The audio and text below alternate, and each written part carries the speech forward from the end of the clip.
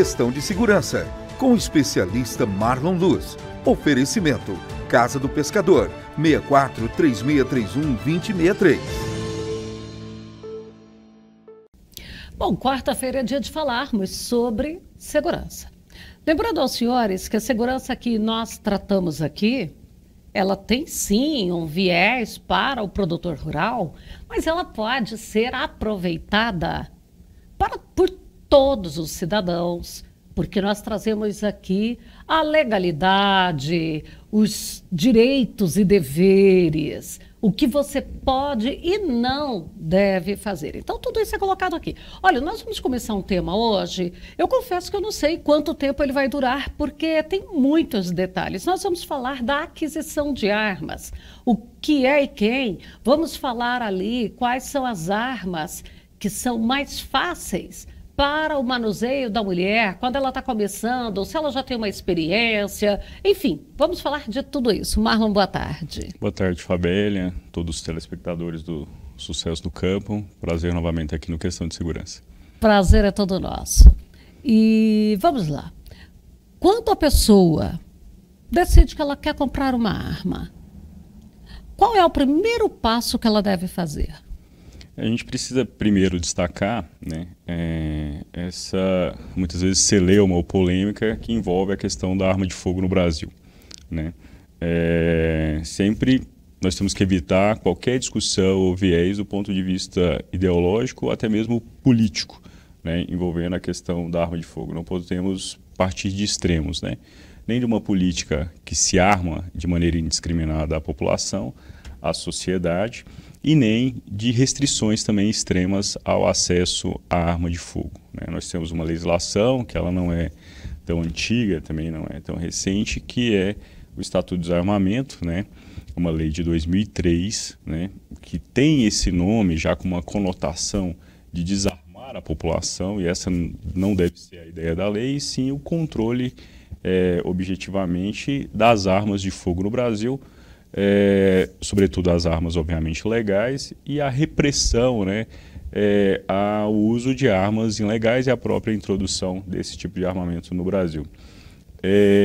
Recentemente nós tivemos alterações, né, normativas quanto à regulamentação desse Estatuto do Desarmamento, né, porque é uma lei que ela não trata de aspectos mais de minúcias tanto a questão da aquisição, característica dos armamentos, a questão de aquisição também de munições, a questão do transporte, ou a forma de transporte desse armamento.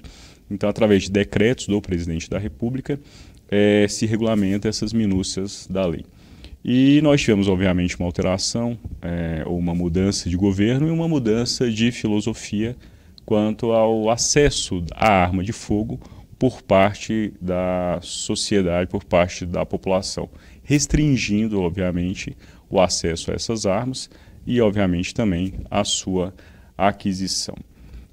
Hoje, basicamente, por parte do particular, né, então aquela pessoa física ali que pretende adquirir uma arma de fogo, independente de ser produtor rural ou não, nós temos a possibilidade, sim, de aquisição por parte de pessoas que têm acima de 25 anos de idade, que têm uma idoneidade comprovada, né, ou seja, a apresentação de antecedentes criminais, né, negativos, né, ou seja, a apresentação de documentos por parte... Uma pessoa idônea. Idônea, por parte da Justiça Eleitoral, Justiça Federal, Justiça Estadual, Justiça Militar, né? Então são certidões emitidas pelo Poder Judiciário. Ou seja, não é fácil. Não é fácil. E nem nunca foi. Nunca foi, né? Então, assim, há uma difusão de uma ideia de que se libera, qualquer um vai adquirir em qualquer botequim de esquina, e não é dessa forma e nunca foi, né? Então se vende essa imagem de que se você possibilitar alguém comprar arma, todo mundo vai adquirir, e nunca foi dessa forma. Então é uma discussão, muitas das vezes, com viés ideológico para recriminar ou discriminar, né, de maneira negativa a pessoa que tem o interesse de ter uma arma de fogo, às vezes para o uso ali da defesa pessoal, da sua propriedade ou da sua integridade física dentro da sua residência. Obviamente tem critérios, né? A capacidade técnica tem que ser comprovada, então a pessoa vai passar por uma instrução de tiro, a aptidão psicológica, né? Então, exame psicológico ali, para que a pessoa tem que ter um equilíbrio, obviamente, para possuir essa arma e não utilizar ela de maneira indevida ou indiscriminada. Ali naquela explosão de raiva, já fazer. Exatamente, né? Ela tem que ter um controle emocional. Exatamente, uma briga com o vizinho, alguma coisa assim. Então, ela tem que ter um uso, obviamente, racional dessa arma de fogo. Assim como qualquer outro exercício de direito por parte da população, da sociedade em geral, né? A comprovação de uma atividade lícita, um endereço certo, né? Também há exigências por parte do novo decreto de que essa arma acondicionada em casa deve estar disposta ali muitas das vezes em um cofre ou em uma gaveta com uma tranca, né? Para evitar ali o acesso a arma de fogo por um menor de idade, ou uma pessoa ali com algum problema de ordem também psicológico, né? Algum incapaz, né? E então são critérios que não só o Estatuto do Desarmamento prevê, mas essas normas de regulamentação para que as pessoas possam aí adquirir uma arma de fogo. Basicamente são 3 armas que as pessoas em geral podem adquirir, né? Esses particulares, não os CACs, e armas, obviamente, de calibre permitido, né? Então, qual a diferença, muitas das vezes, dessa questão do calibre restrito, proibido ou permitido? Então, há uma mensuração, né, por parte, basicamente, do Exército, que regula essa questão de estabelecer se a arma é de uso permitido, restrito ou proibido, né? Então, são regras ou regulamentos emitidos pelo Exército, de que é o poder vulnerante dessas armas, né? Então, qual a capacidade lesiva dessas armas através da energia que ela aplica ali quando atinge o seu alvo, né? Então as pessoas, em geral, particular, podem adquirir armas de uso permitido. Hoje, houve uma extensão por parte de decretos anteriores, estendendo essa questão das armas de uso permitido. Os decretos atuais não revogaram essas permissões. Então, houve uma ampliação, basicamente. Então, hoje, um calibre 9mm é permitido, um calibre 357, né? Assim como já era o calibre 38, por exemplo. Também houve uma extensão para o calibre 40. Então, são calibres hoje que a população em geral, o particular, pode adquirir, assim como outros calibres, calibre 22 e por aí.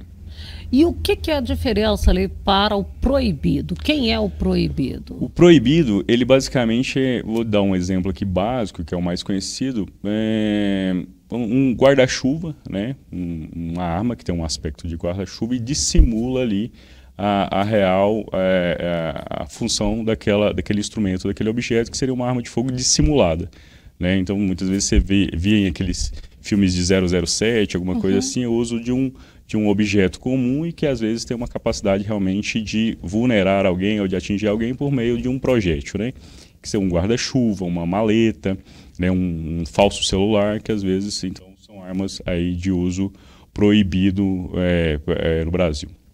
E isso aí existe aí, Existe, efetivamente, né? Aí, naturalmente, são as armas ilegais. Não, a arma ilegal é toda aquela que não tem um registro, né? Então, quer dizer, uma 9mm ela pode ser uma arma ilegal porque ela teve o registro... suprimido ali, o registro, a numeração raspada no corpo da arma, né? A introdução ilegal dessa arma no Brasil, ou seja, então o que é arma ilegal? Né? É aquela que não está registrado nos sistemas estabelecidos pelo Estatuto do Desarmamento, que basicamente é o SINARM, né, que é vinculado à Polícia Federal, no âmbito do Ministério da Justiça, e o SIGMA, que é vinculado ao Exército, né? O SINARM, ele regula ou ele registra essas armas de uso civil, basicamente, também das forças policiais, a não ser as militares, né? Então, a Polícia Civil, Polícia Militar, o particular que tem uma arma, né? Hoje até mesmo os colecionadores, atiradores esportivos e os próprios caçadores, eles migraram esse sistema do SIGMA para o SINARM. Então houve a necessidade desse cadastro porque o governo federal entendeu que precisava ter um acesso mais fácil a esses registros dessas armas dos CACs.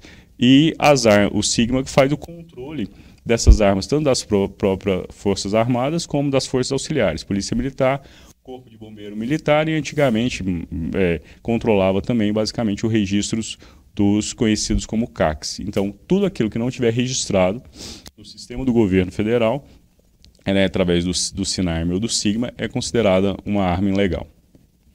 Bom, agora já é 12h28, nós já estamos com o nosso tempo aqui e não falamos nada ainda sobre, primeiro aí nessa introdução de quem compra, né? A gente conseguiu explicar aí quem pode comprar, né? As certidões necessárias.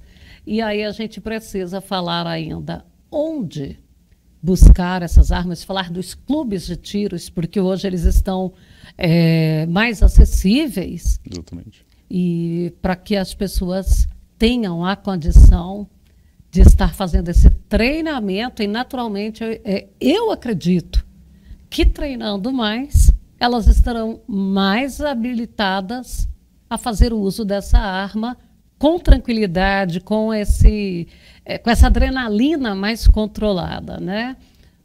Mas vamos ter que encerrar agora. É um tema complexo, né, amplo e que demanda, obviamente, uma discussão aí extensa sobre várias nuances relacionadas a tanto a aquisição quanto ao uso de arma de fogo.